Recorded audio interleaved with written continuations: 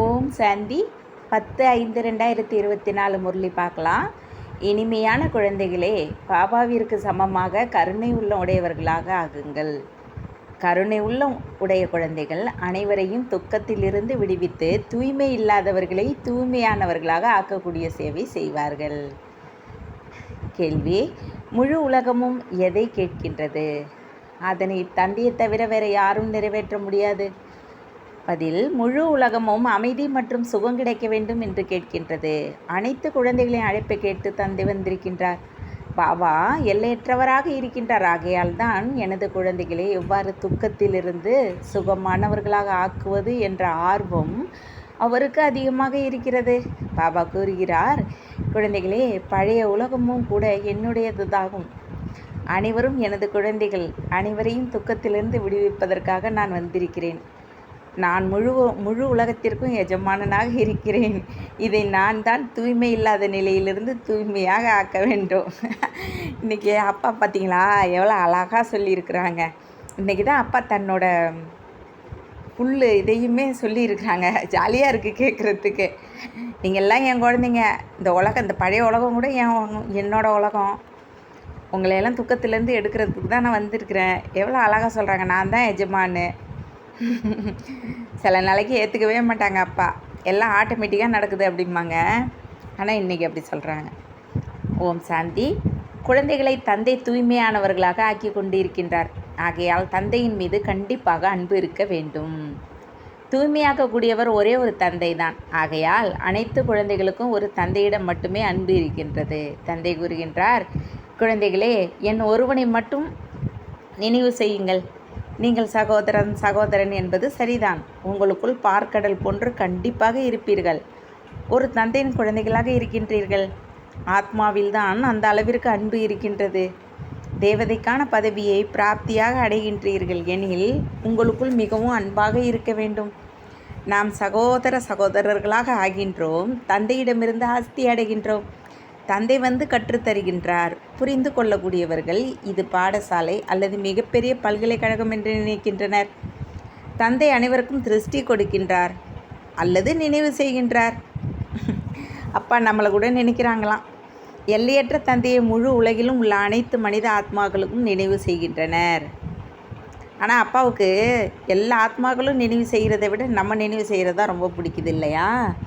பழையதோ புதியதோ முழு உலகமும் தந்தையினுடையதாகும். புது உலகம் தந்தையினுடையது எனில் பழையதும் இருக்காதா என்ன? ஆமாம், ஏன்னா அவர் தானே சத்தியுகம் உருவாக்குறாரு. அதை தானே நம்ம பழசாக்குறோம். பில்டிங் ரொம்ப பழசாயிடுச்சு இல்லையா? தந்தை தான் அனைவரையும் தூய்மையாக்குகின்றார். பழைய உலகமும் என்னுடையதாகும். முழு உலகத்திற்கும் எஜமான் நான் தான்.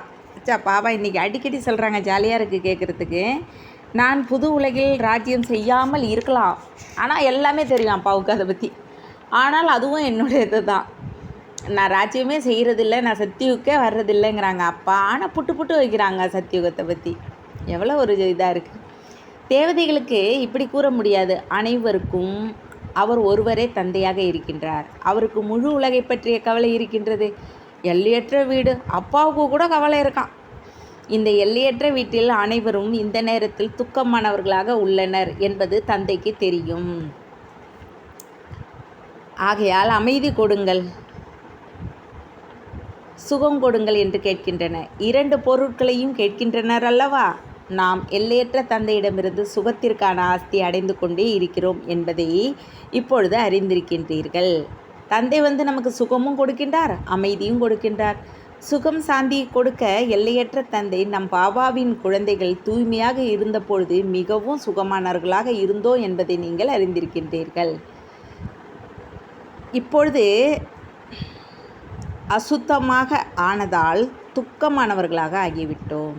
காமசிதையில் அமர்ந்து கருப்பாக தூய்மை இழந்தவர்களாக ஆகிவிடுகின்றோம். எந்த தந்தை அந்த அளவிற்கு உயர்ந்த பதவியை கொடுத்தாரோ அந்த தந்தையை மறந்து விடுகிறோம். நீங்கள் தாய் தந்தை என பாடவும் செய்கின்றீர்கள். சுகமான பூமியாக இருந்தது. அதை நீங்கள் மீண்டும் அடைந்து கொண்டு இருக்கிறீர்கள். ஏனெனில் இப்பொழுது துக்க உலகமாக இருக்கிறது. இது தமோ பிரதான உலகமாகும். விஷக்கடலில் புரண்டு கொண்டு இருக்கின்றனர். புரிந்து கொள்வது எதுவும் கிடையாது. நீங்கள் இப்பொழுது அறிந்து கொண்டு இருக்கிறீர்கள்.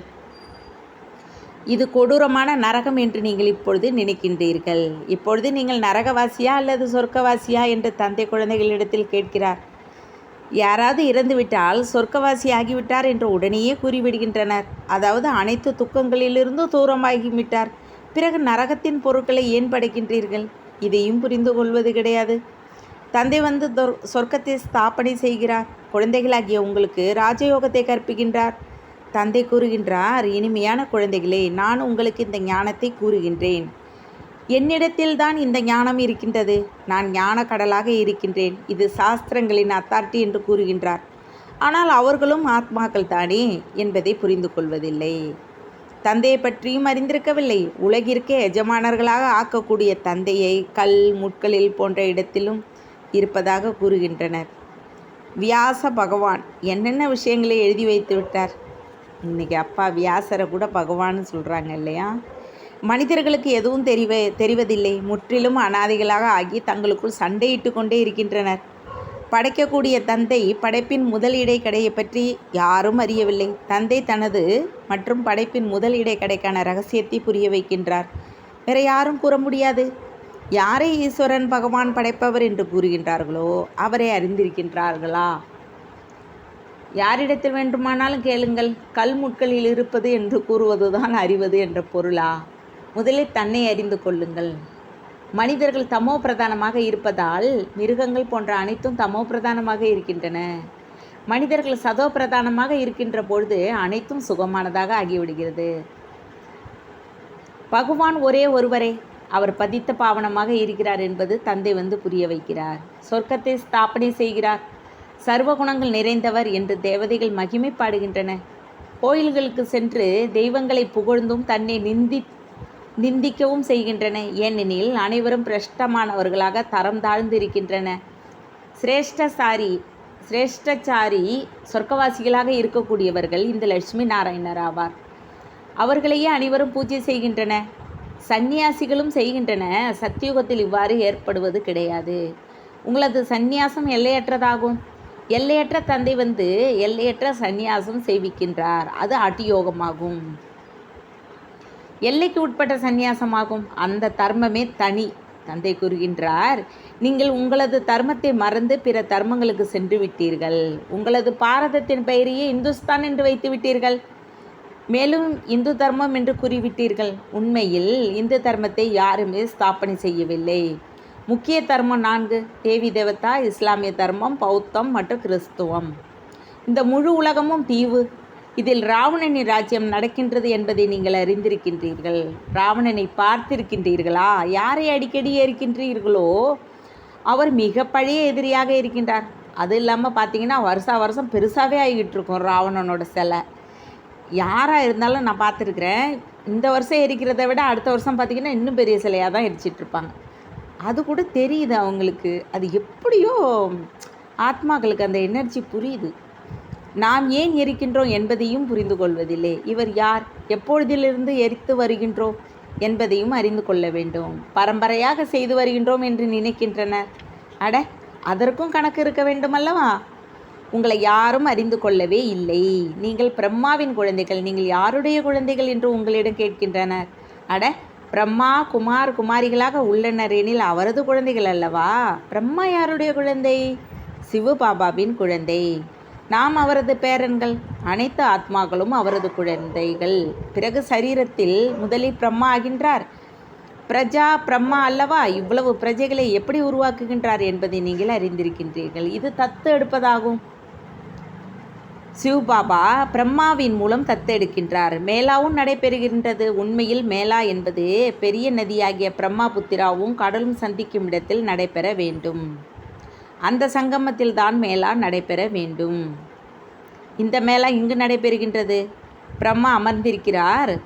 தந்தையும் அமர்ந்திருக்கின்றார். உயர்ந்த தாயாகவும் இவர் இருக்கிறார் என்பதை நீங்கள் அறிந்திருக்கின்றீர்கள். ஆனால் இவர், அதாவது பிரம்மா, ஆணாக இருப்பதால் இந்த தாய்மார்களை கவனிக்க மம்மாவை நியமித்தார். நான் உங்களுக்கு சத்கதி கொடுக்கின்றேன் என்று தந்தை கூறுகின்றார். இந்த தேவதைகள் இரட்டை அகிம்சதாரிகள். பக்திகள் மூலம் இரவு ஏற்படுகின்றது. ஞானத்தின் மூலம் பகல் ஏற்படுகின்றது. ஒரு தந்தை மட்டும்தான் ஞானக்கடலாக இருக்கிறார், அவரை சர்வவியாபி என்று கூறிவிட்டனர். தந்தை வந்துதான் இதனை புரிய வைக்கின்றார் மற்றும் குழந்தைகளுக்கு தான் புரிய வைக்கின்றார். சிவபகவான் மகா வாக்கியம் அல்லவா?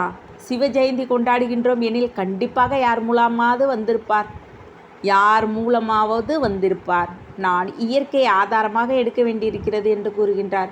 நான் சிறு குழந்தையை ஆதாரமாக எடுப்பது கிடையாது. கிருஷ்ணர் சிறு குழந்தை அல்லவா? நான் அவரது பல பிறப்பின் கடைசியில், அதுவும் வான்பிரஸ்து நிலையில் பிரவேசிக்கின்றேன். வான்பிரஸ்து நிலைக்கு பின்பே மனிதர்கள் பகவானை நினைக்கின்றனர். ஆனால் பகவானை யாரும் யதார்த்தமாக அறிந்து கொள்ளவில்லை.